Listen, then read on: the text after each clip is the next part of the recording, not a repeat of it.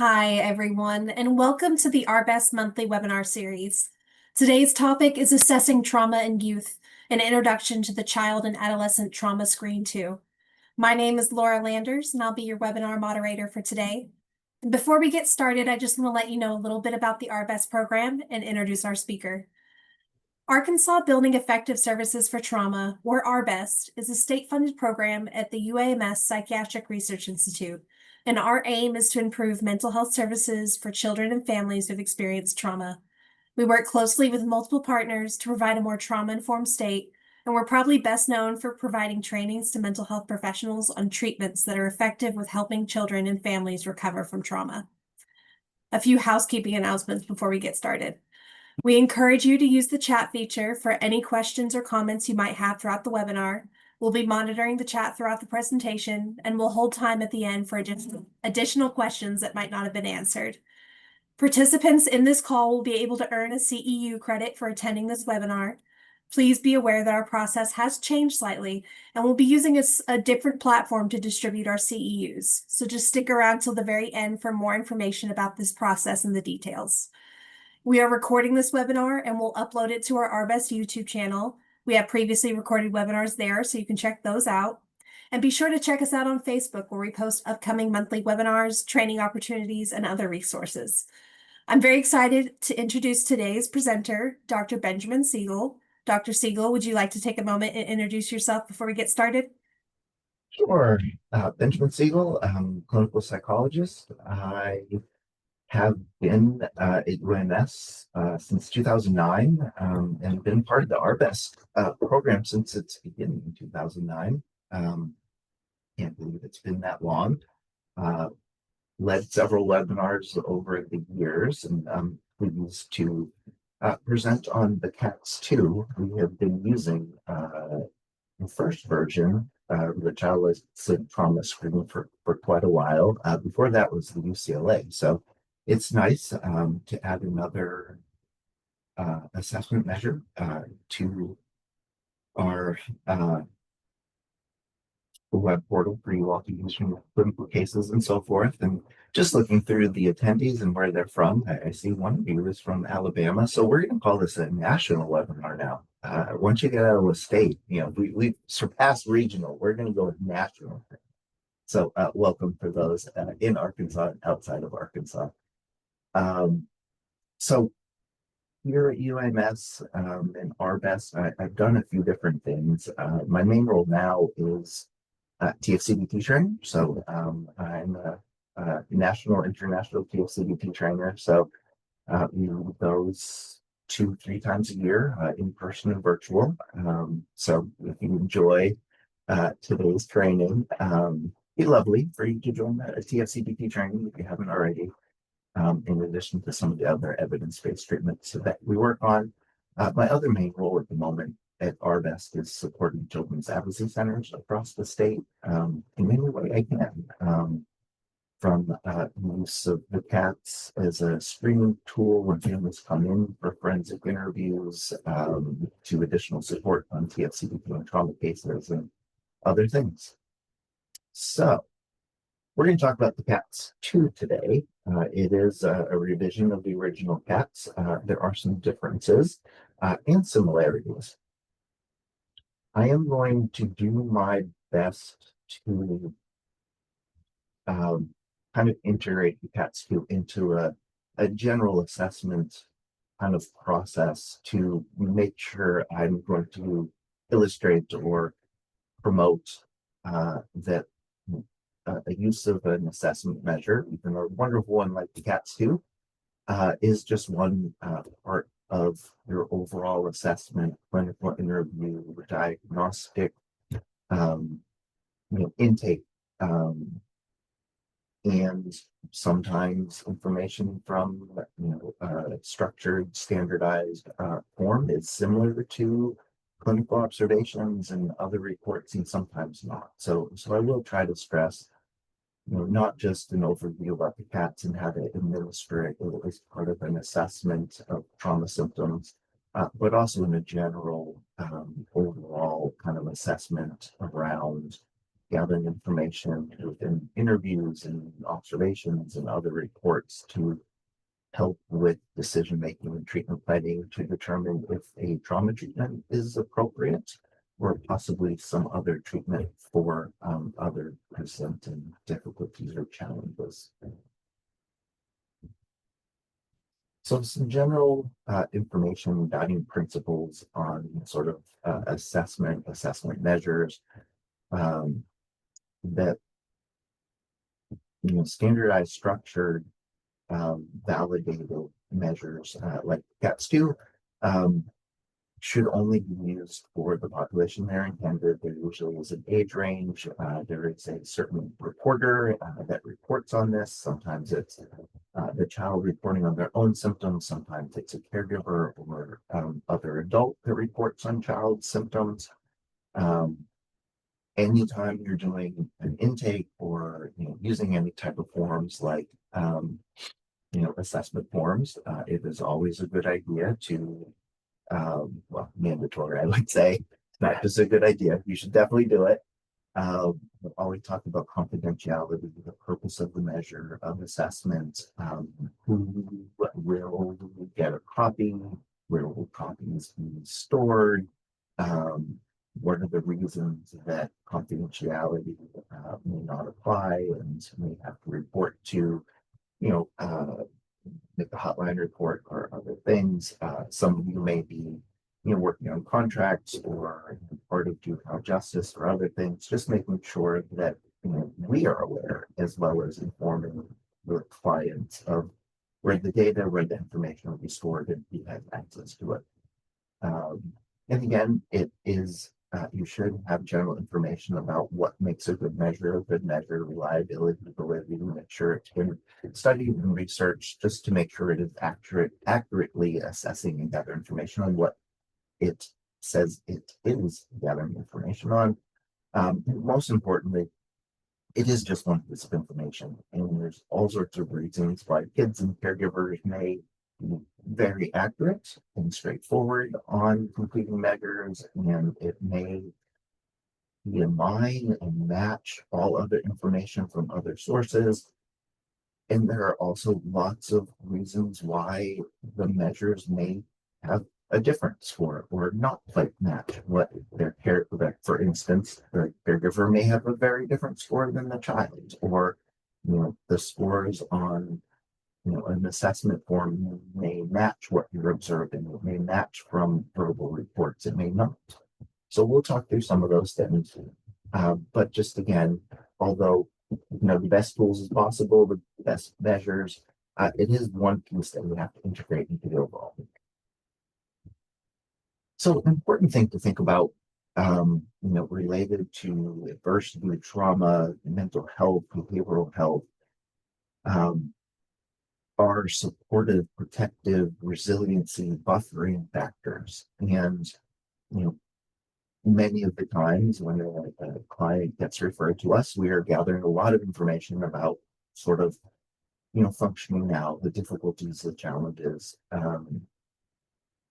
We also want to make sure we are gathering information about what may have supported the child and family in the face of adversity or trauma. What buffers or builds resiliency factors or protects from negative outcomes like trauma, depression, anxiety, other things. And for many times, if these things are in place prior to trauma, adversity, we may see limited impact after that first acute stress kind of reaction and difficulty. And some of these things are, well, we know from literature, like if we all had a magic wand and we could wish one thing for kids to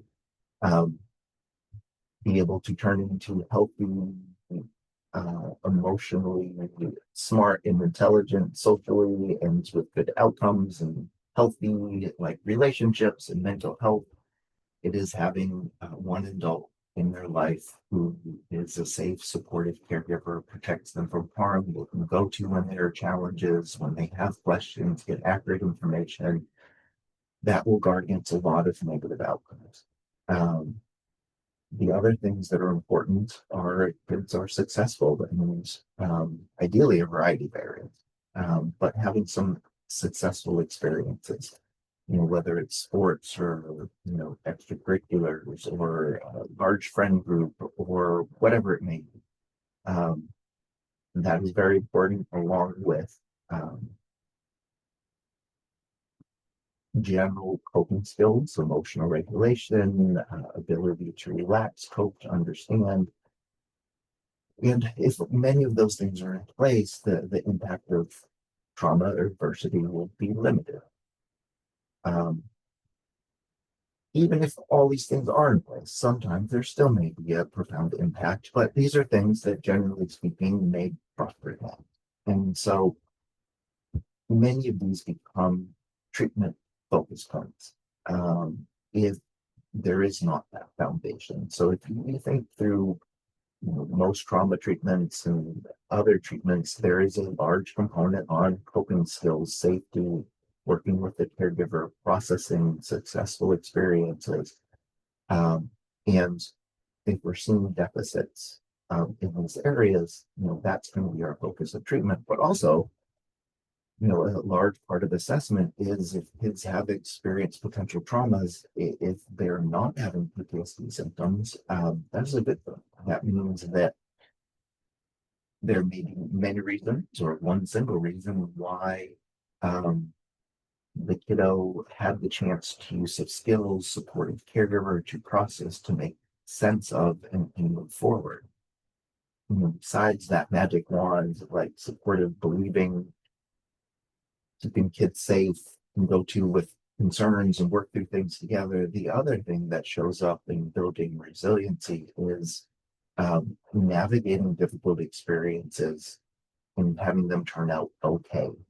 Um, that we're all adults, kids, unfortunately, will experience difficulties, adversities, possibly trauma, throughout the course of our life. And if we have experiences that through my own unique capacities, to my community, my family, to my caregiver, if we process, made through, used my resources effectively to make sense and heal, that will guard against future difficulties and future trauma. And so we want to gather information about all of these in place because they may be primary targets of treatment. Now, with trauma in particular, um, trauma assessment's hard. It is because trauma can look like lots of different things. Um, and um, family caregivers, kids may not easily identify that some of their difficulties are caused by or rooted in trauma.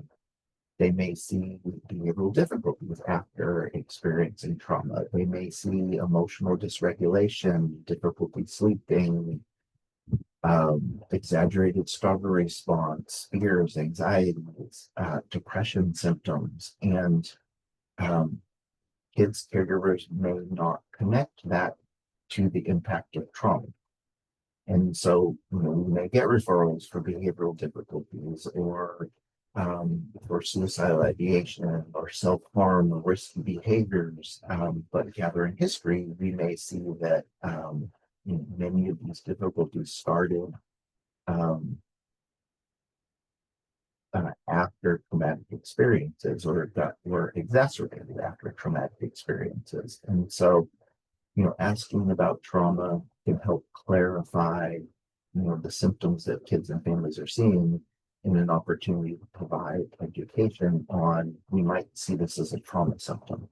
Maybe moving the views and the caregiver, for instance, from my child is a bad child doing bad things or difficult things.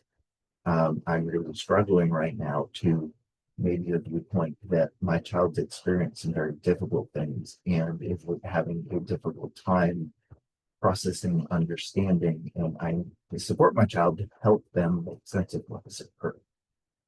It's the events, the experiences that are the bad things, the difficult things, the hard things. We generally advocate for asking about trauma exposure and trauma symptoms fairly early on in treatment, including the first opportunity that we meet with the kids and caregivers. That doesn't mean we're going to go through a full battery of tools and assessment and ask all the questions, but we do recommend setting the tone um, that if a child is referred to you because of experienced trauma, we are going to ask about the trauma and experiences. And there's a few reasons for this. A big one is non-avoidance, that for many kids and families, when trauma occurs and trauma symptoms, as I'm sure you all know, that avoidance is a primary feature for many kids, not wanting to talk about, avoiding people, places, things that cause trauma reminders, or other things that their body has a physiological or emotional reaction to those situations that causes fight, flight, or fear, arousal. And what can happen over time is avoiding those thoughts and feelings, which can get in the way of feeling, processing, understanding. Um, and so, we are starting early recommending that these are experiences that the kids, the family we know have occurred. And by asking about those, we're not going to make kids worse. We're not going to re-traumatize kids. Um,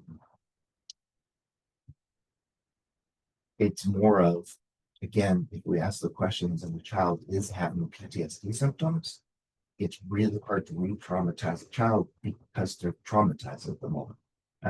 We're asking about situations and feelings and symptoms that they are feeling often in a day-to-day, hourly, minute-by-minute basis. And we don't want to give the impression that we're a little hesitant, or the child's too delicate or fragile to ask these questions, or that there's something so wrong with them or what they experience that even my therapist can't ask these questions. So we do model that, and we do, ask fairly early on in treatment through use of assessment measures or clinical interview about what kids experience and what those symptoms look like. And we're not going into full tell me the full story with thoughts and feelings, minute by minute description, but more of a, okay, what has occurred, what was the basics, and how has that impacted you? This also allows us to do some observation. When we administer a measure like the CATS, that um, sometimes scores match and not match, but when kids are prompted to talk about, things that they're having PTSD symptoms or trauma symptoms related to, you're going to see some nonverbals. There may be some avoidance. There may be some difficulty. And of course, we're not going to push them if they're having strong emotional reactions to it, but that in itself is really good clinical information. Um, Getting what we might call a test narrative, like seeing how they are able to talk about what happened and emotions and response. Because sometimes we may get very low scores on a measure, because we may have some kids, for instance, that they've been in therapy before and they're very observant, and they realize if I talk about these symptoms or admit these symptoms, then I'm going to have to talk about it. And I don't want to do that. I don't want to come back and see you. I don't want therapy. Um, so sometimes kids get a very low score, but everything else, including observations, adult reports, kiddo kind of talking about their day, you're seeing trauma symptoms. The prompt of tell me a little bit about what happened can be very insightful. That if a child experienced something and they are not having trauma symptoms as a result, it's not their favorite thing to talk about, but they can give you the basic details without having a large emotional response in their body. Throughout trauma treatment, all evidence-based trauma treatments, you know, we overcome avoidance by slowly talking about trauma more, and eventually having the child do some type of narration or storytelling after coping skills and safety have been improved or stabilized or taught. And so this is starting that process of it is okay to start talking about trauma. It also is an opportunity, assessment to celebrate in strengths identified, resiliency. You know, the majority of individuals, generally speaking, who've experienced potential traumatic events do not go on to have longer term difficulties where we could or seeing enough PTSD symptoms to do a trauma focused treatment. That is a good thing. Um, and so we may have families that come in with behavioral difficulties, anxiety, depression, and they have a trauma history, and we're thinking, oh, this has got to be trauma related. And we do our assessment, and we're not identifying trauma specific symptoms. That is a good thing. We can focus and do evidence based treatment for depression, anxiety, other things. Um, and asking information during the get to know assessment phase is incredibly important for a couple of reasons. One, building rapport, but also um, using families, kids, caregivers kind of own report, own words for these are the trauma symptoms that you reported to me that you're having. You may not have known those were trauma symptoms, but let's talk about, let's educate, let's discuss what is PTSD, what does your body do in a traumatic event, and how can that impact the body, the mind following it up. And that many of these responses are adaptive, but it is now a false alarm. So we've got to teach your body and process and understand and make sense of what happened to reduce these symptoms. And that normalization of many things are happening to myself, my child, that it's hard to understand, but by defining and labeling, it can help a lot of healing and hope in the beginning. That there is a treatment, that many treatments that are highly effective for reducing trauma symptoms, and that many other individuals who have gone through similar things are having similar thoughts, feelings, behaviors. Now, why do we do it? Many reasons. One is trauma history doesn't always equal trauma symptoms, and trauma symptoms don't always equal trauma treatment at the moment.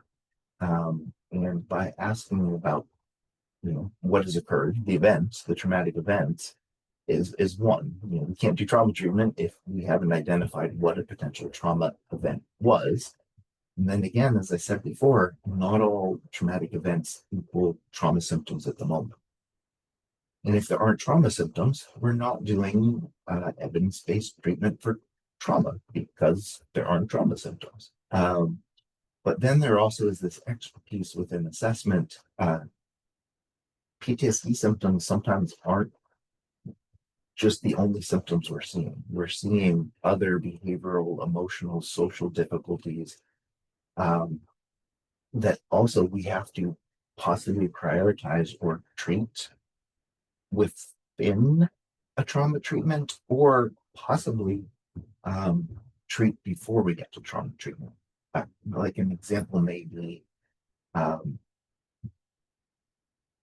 some kids who've experienced trauma may find use of substances a coping mechanism, and that reduces trauma symptoms. And that may become their only coping mechanism, and that may lead to some significant abuse. In some cases, we might see that substance use as a trauma reminder, as a way to cope with the symptoms, to tolerate.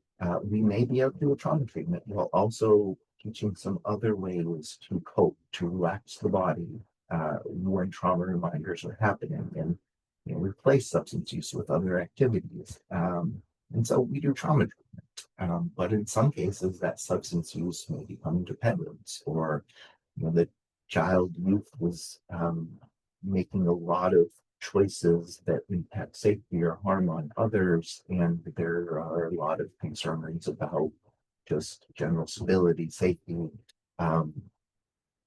and if the child is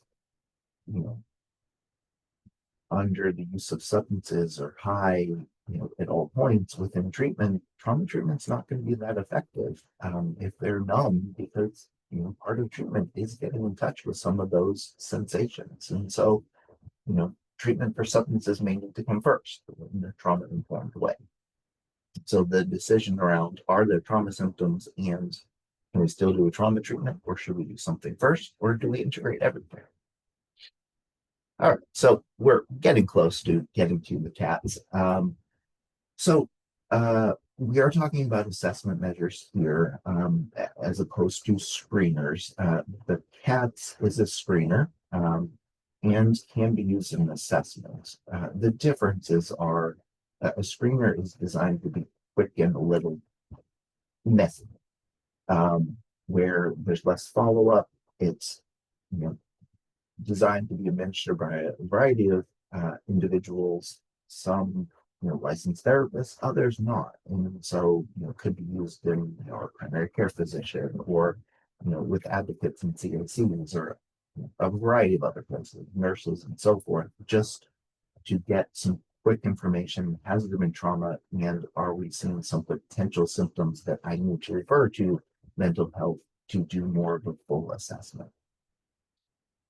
And so that ends up being fairly quickly, very little follow-up questions, 5 to 10 minutes.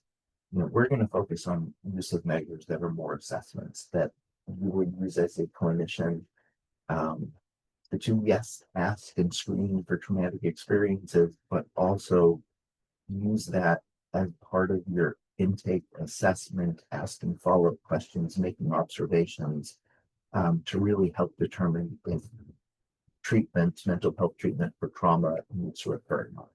Now, there are a variety of different measures. Some cost money, some are free, in public domain, where you can use them as much as you want. There are also measures that focus more on history, or only history, so a list of different events, and there are yes or no kinds of questions. There are also measures that gather information about general trauma symptoms, but don't tie it to or ask about what the trauma history events were. And there are some measures that have both. Measures differ on age range. Some have both, a child, youth, adolescent report, where they report on their own symptoms, and a caregiver reports on their child's symptoms. Other measures have just the self, just the caregiver.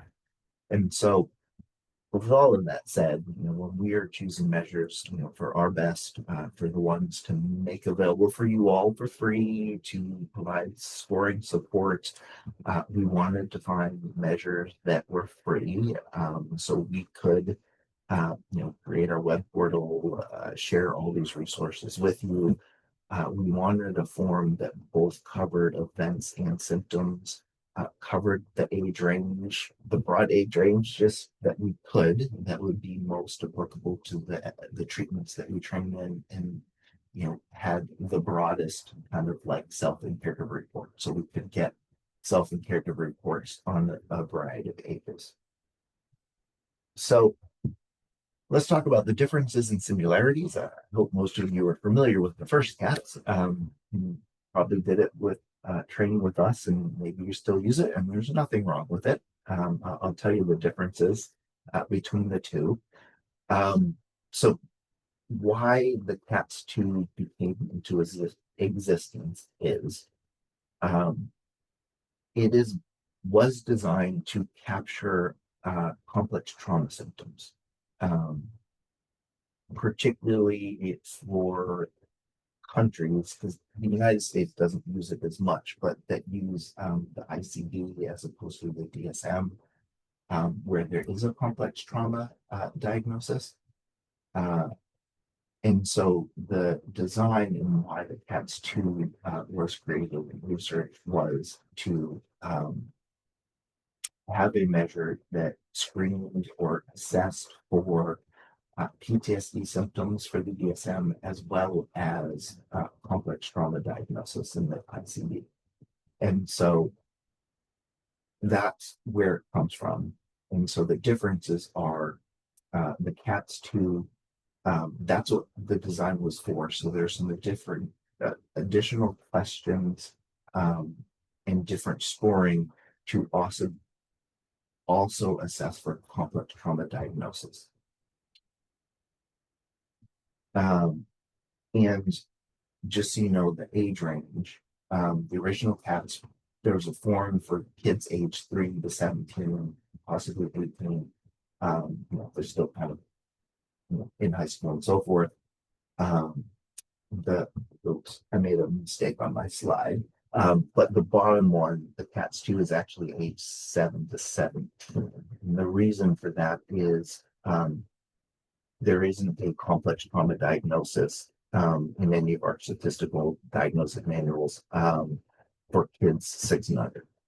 So that's why there is not like a preschool version of the cats. And so that's one of the limits of the cats is if you have a 3 to 6 year old, it will not cover the age range. So you might use the original version of the cats for that. But they're both been studied. There's both the self and caregiver report. They can either be used as screening or as an assessment. We have all the forms available on the ARBEST web portal, including ability to administer both the cats and the cats 2, and have it scored for you, as well as you can also download copies of those if you'd like to do paper and pencil kinds of things. So here's some of the data of the cats 2. It's a brief assessment tool. It has both the exposure. So for instance, has there been sexual abuse? Has there been a natural disaster? It's fairly easy to score. And it also covers PTSD symptoms. There's good data on it. And as I said before, there's both a child report where they report on their own symptoms and a caregiver form where they report on their child symptoms. So this is a screenshot of it. So if you are familiar, and this is the first page, it's not the whole page because it just wouldn't fit for you to be able to see it, but there is a part at the top and it asks, this is the form that a kid would report, sometimes scary, difficult things happen. Below is a list of potentially difficult or scary things that may or may not happen to you. Just mark yes or no if it happened to you or not, and something like that. I'm paraphrasing. And then it's a list of different events. You'll notice that if you're familiar with the cats, this looks a little different.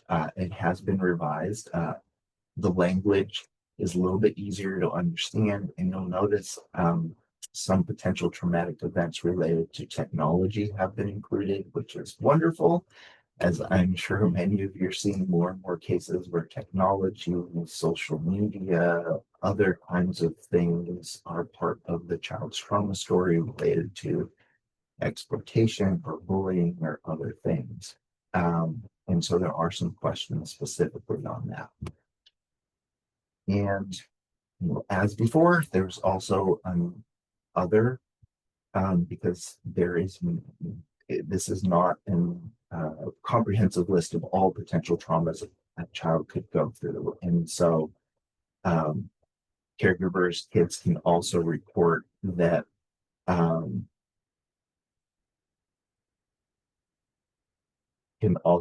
on other events that might have occurred, scary, difficult events, racial trauma, other things that may not be included in the list.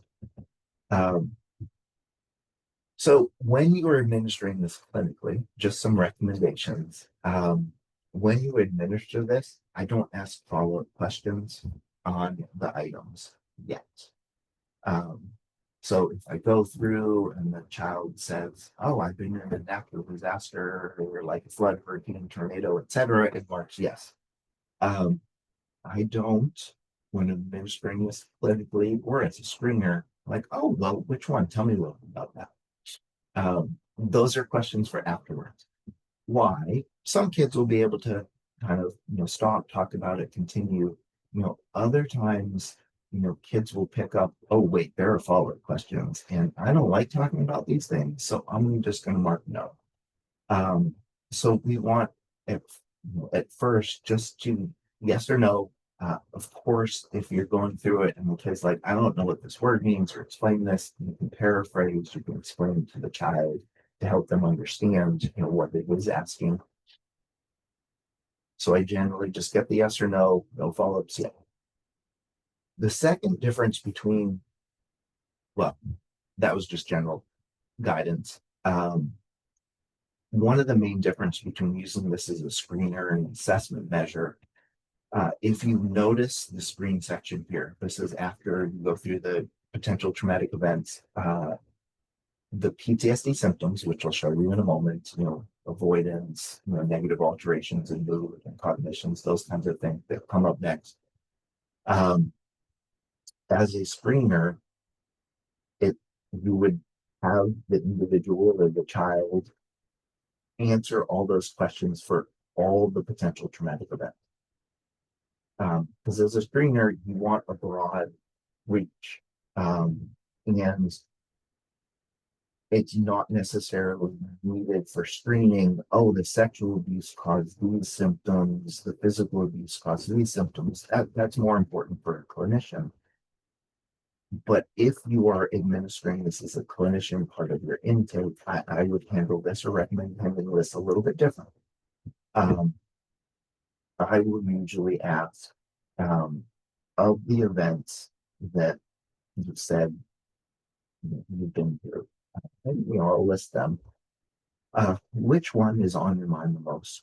Would you say is impacted you, bothered you?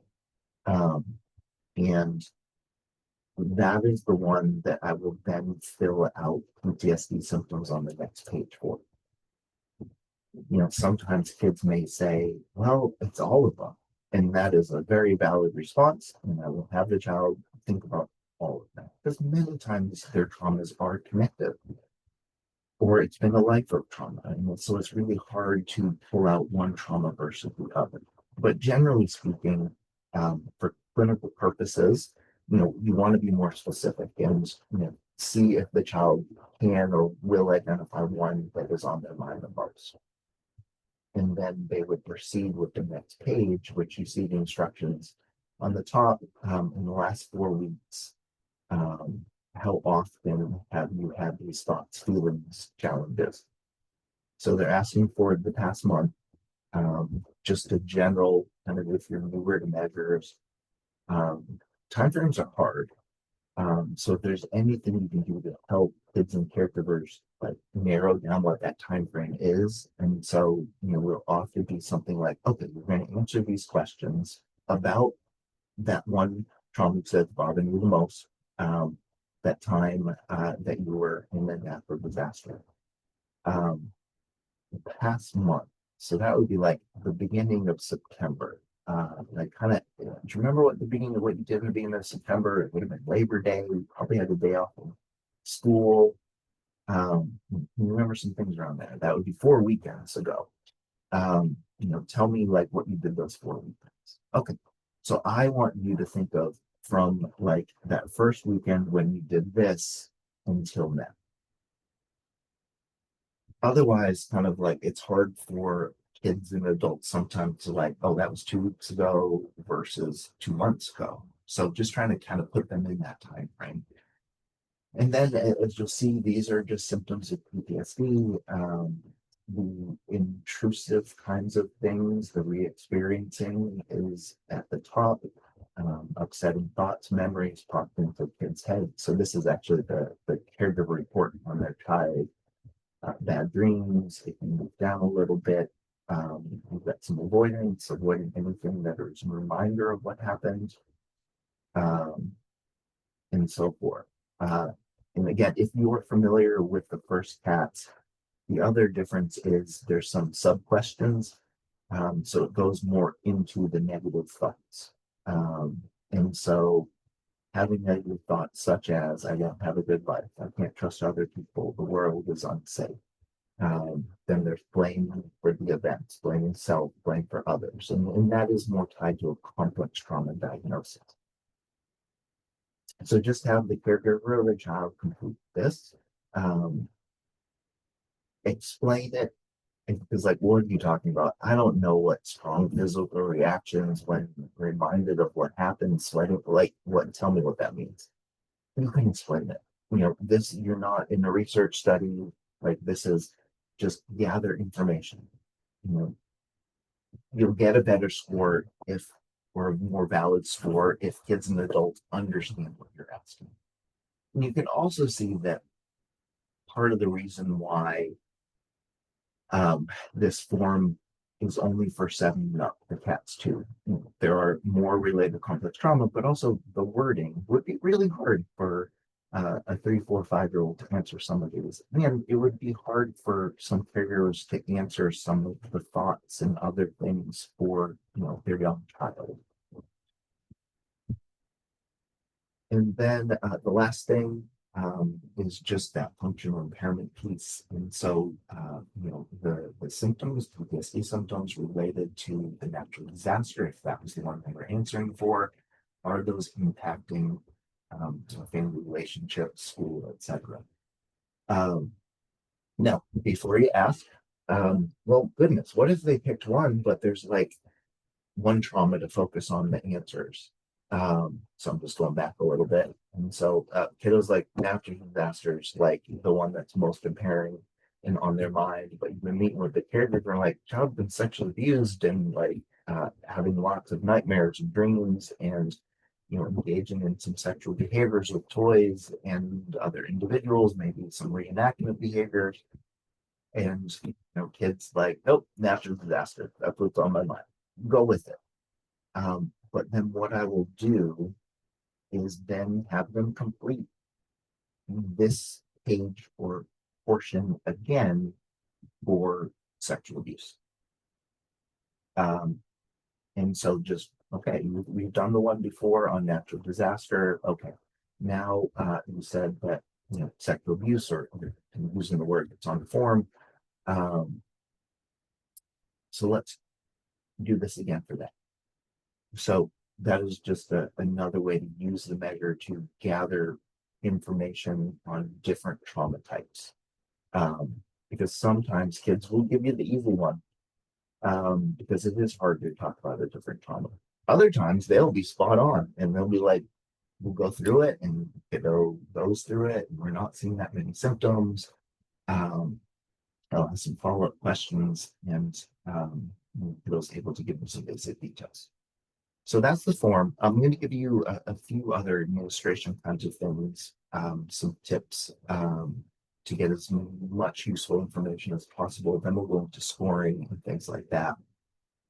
So we've gotten the form. We've done the PTSD symptomology piece for a trauma or two or trauma overall. And now this is the part that I will go up and ask follow-up questions. So we'll go back to the beginning. Look at, okay, you said, in my hypothetical example, we had sexual abuse and natural disaster. I'll probably just start with the one that the child says was most bothersome. Okay, so, tell me a little bit about it. What was the natural disaster? What happened? And this is just what we might call a test narrative or just for observations. And what we're looking for is that if a child is not having trauma symptoms related to an event, the child will be able to tell the basic story of what occurred with minimal kind of negative impact. So can they say, yeah, it was like 2 years ago, and yeah, it was a tornado, and just you're usually pretty good about watching weather, but we weren't this day, and we heard the sirens, and like we tried to grab the animals before going into the shelter, but we couldn't find all the animals, and so we had to make the decision just to take what we could and went in. We're in the shelter, and this happened, and we came out, and this is what we left, and the impact. And if kids kind of give you the basic kinds of things, like a child would tell kind of a memory that was not tied to trauma or having any trauma symptoms, if we get close to that, that's more evidence that that may not need to be a focus of a trauma treatment.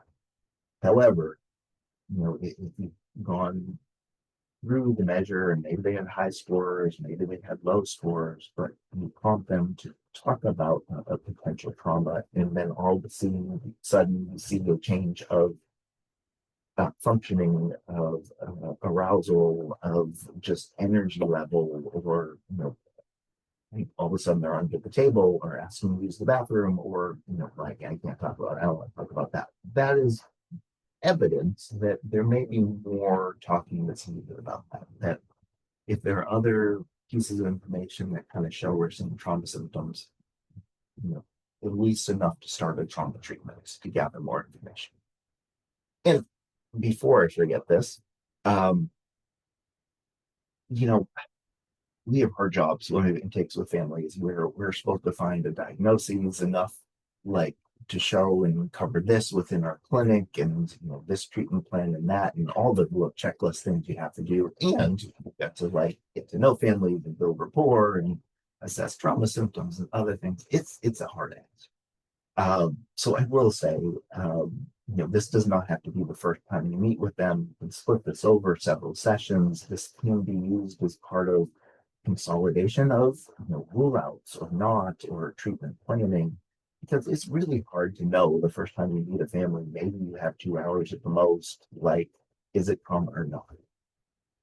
What we're really going for within this, and use of the CATs too, is there enough moderate trauma related distress? So if you get a score of, I'll explain this in a moment, 15 plus, that is enough that if the information from other sources, observations, interviews, if it looks like, goodness, I think there's some trauma symptoms here, it's enough to proceed with, let's start doing some education on trauma, do some safety work, start a trauma treatment, gather more information, and either you'll get more evidence that, oh, we really are seeing trauma symptoms, or you get more evidence that you're not, and that's a good thing. And so sometimes starting trauma treatments doesn't always mean you're going to finish trauma treatments.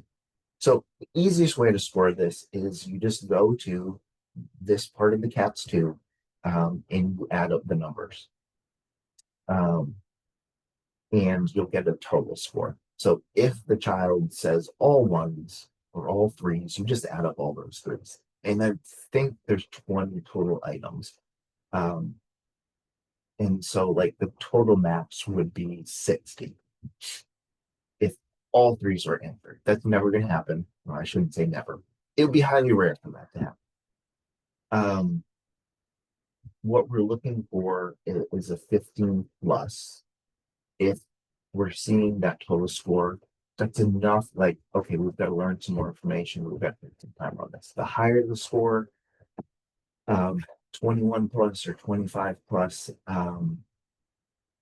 there's a high likelihood that we're seeing PTSD symptoms that we should definitely start a treatment. Now, there also is, you will have access to complex trauma scoring as well too, if you want to use that. That's a little bit more complicated. And just if you are if you want to watch this later, or just as a reminder, just you see that green box up on the top. So some of symptoms 1 to 20 only count the highest score of 9, 10, and 15. So 9, having negative thoughts such as, you only, whatever the highest one, if you have the answers on those 4 items are 1, 0, 2, and then 3, you choose the highest 3. That's what you count as in the total score.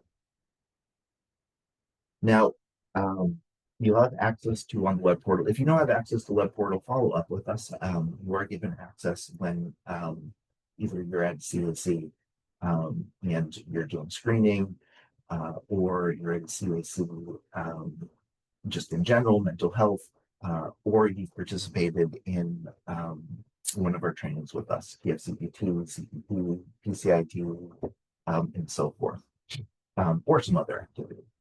But if you don't have an account yet, follow up with us. We'll let you know the options to be able to use that. You can also send paper copies if just there's some reason you're out of state or you're joining from a distance or watching this recorded. There are just electronic versions that are free public domain that we can send to you. You can also do a quick Google search and you'll find examples of it. So we have created in the web portal the ability to administer the cats sort of live in front of a computer. And so, you could go through the questions, ask them, and just kind of check yes or no and report the score, or you could have a child sit at the computer and decide, okay, I'm going to read the questions, you mark the answer, or because even though like I love technology, weird things happen. So like the internet goes out or something like that. I'm just, even though like I trust our best web portal, I know it does good work and it saves things, I still just print out a paper copy of it, just in case like I'm administering it and the power goes out or something like that. So you can always complete, print out and like go through it together and then enter the scores later to get your total score and report. It will score it for you. Um, Generally, because I want the chance to gather as much information as possible, I would always advocate for doing it more an interview kind of approach as opposed to, okay, here's a form, here's some general instructions, fill it out, then we're going to talk about it. So if I'm doing it with a caregiver on a child's symptoms or a child reporting their own symptoms, I just want the observations and I want the ability to kind of like clarify questions if they don't understand, or talk about, well, this is the 4 month period, sorry, 4 week period. So that's my preference.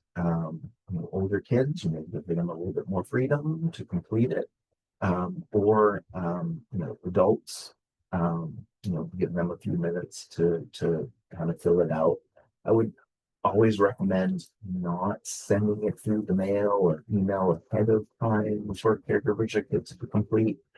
But you don't know the reactions. For kids, some of these questions can bring up trauma symptoms, and we don't want to put them in a situation where they're going to get overwhelmed with not us not there, or like kids forget things, like they bring it to school, they completed it, and like some peer at school finds it and like, oh, so and so was sexually abused, like I'm going to tell everybody. Similar thing with caregivers, that they may not be prepared, why we're asking these things and so forth. Ideally, when the age range is appropriate, to have the child complete on their own symptoms and caregiver report on those symptoms, that's ideal to gather as much information as possible. I'm going to cover a few kind of important points just around assessment measures, and determination. Is it PTSD? Is it something else? And I am monitoring the chat. I will do my best to leave some time for questions. I can stay on for a little bit longer if we're able to. And Laura can answer questions about ACTIS and things like that. And she can put in my email address as well too, so you can all just follow up with me. So just be prepared that sometimes the kids' responses will not match the adults' responses. There's lots of different reasons for that. What we tend to say, and the research supports that older kids, those teenagers, they're better reporters of their own symptoms. The younger kids get, caregivers are better reporters. And so if you have a choice of which one you're going to put more weight in, got a teenager, you might put more weight in their report than their caregivers. And one of the reasons for that is as kids get older, adults are less able to kind of see the thoughts in the kid's head. And so when we're asking about thoughts, kids may keep them to themselves. Whereas younger kids, there are less questions about thoughts and things like that. Caregivers may be better reporters on behavioral symptoms of avoidance. Um, but ideally, get information from both. Also knowing that you may see low scores a lot. Um, and there's a variety of reasons for that. One is that many families may not trust systems or therapists, or maybe there for a variety of reasons that they were not there voluntarily to see therapists,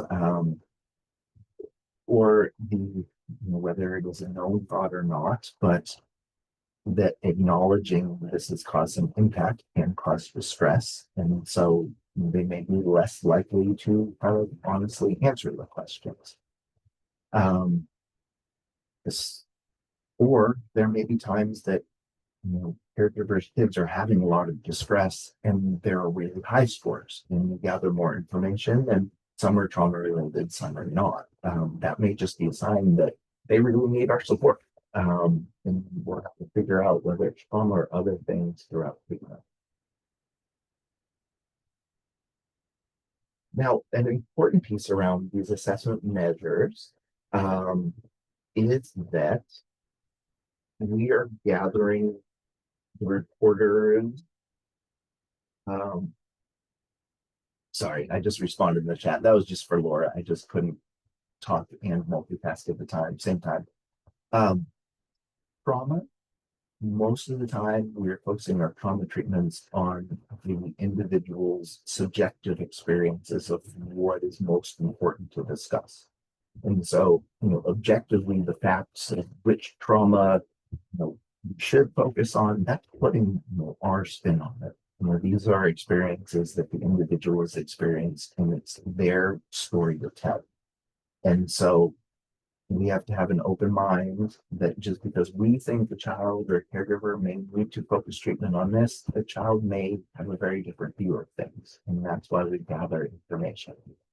And, your focus of treatment or different traumas may change over time as the family become more comfortable with you. Well, that might be another reason why you got low scores. And once you kind of educate them on, oh, this might be a trauma symptoms, you may go back and use the measure, and all of a sudden we're seeing high score. You're like, did it make them worse? No, it's more that now that they know what they're looking for, they trust you, and they know that it's a trauma symptom. So now they're just reporting symptoms that have been there the whole time.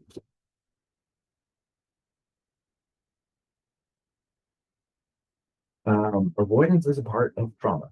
And so, again, this is where, we have to use our best clinical judgment.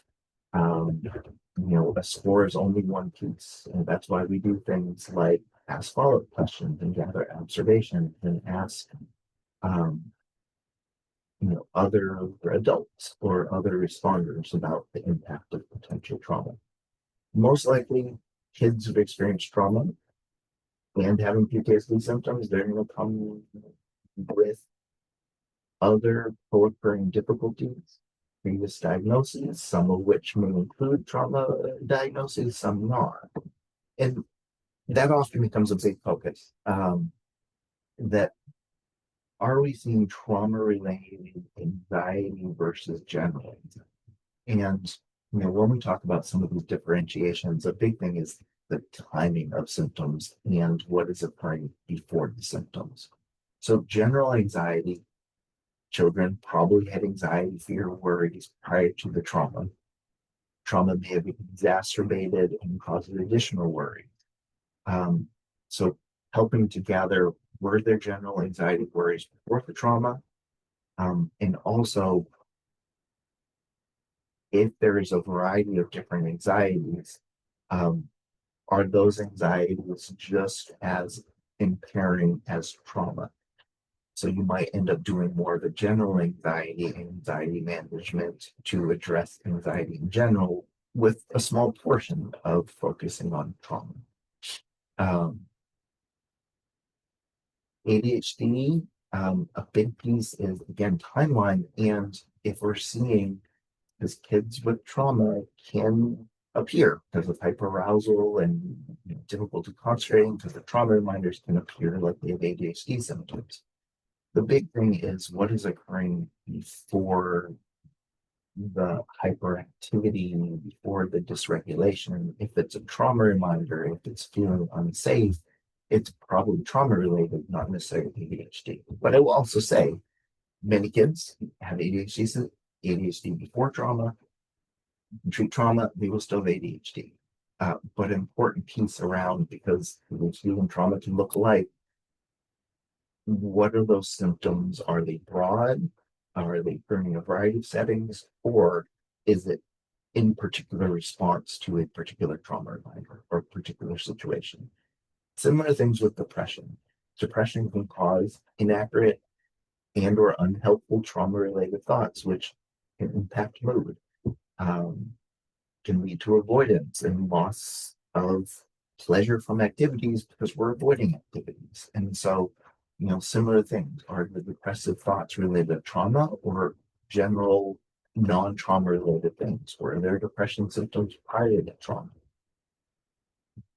The bottom line is that if there are trauma symptoms, you're probably going to want to address and be trauma informed, because trauma can look like a lot of different things. And oftentimes, when you treat trauma, we may see improvements in other areas. But there are times that if those other difficulties are concerning or harmful, or we're worried about safety and concern, and there might need to be a hospitalization or acute stay or residential stay, um, even though we really want to be trauma treatment, we may have to address that first and back to trauma. But regardless, there are way more similarities and differences across treatments, whether it's for depression, anxiety, or PTSD. And so most of the time, it's going to look like a collection of different skills to treat a variety of presenting issues. And hopefully, the CATS 2 and other kinds of things can be helpful in gathering information and setting the tone early that it is okay to talk about trauma, that you can heal. These are highly challenging, difficult, traumatic, harmful, scary things that take a lot of trust in families to open up to us as helping professionals, um, and being able to be strong and model that there is hope, there is treatment. What you're going through, there are similarities with others have gone through, and that can build a lot of rapport and hope. So, Laura is going to come on for some instructions for CEUs, and then I will hang out for questions. Thank you so much, Dr. Siegel. Yes, let me just tell you guys a few new things about our CEUs since we are using a different platform. If you're interested in receiving a CEU, we no longer require a code to submit our participation survey. So after this webinar, you'll receive a follow-up email from me with the link to the survey. When you provide your name on that survey, just make sure you type your name, how you would like it to appear on your CEU.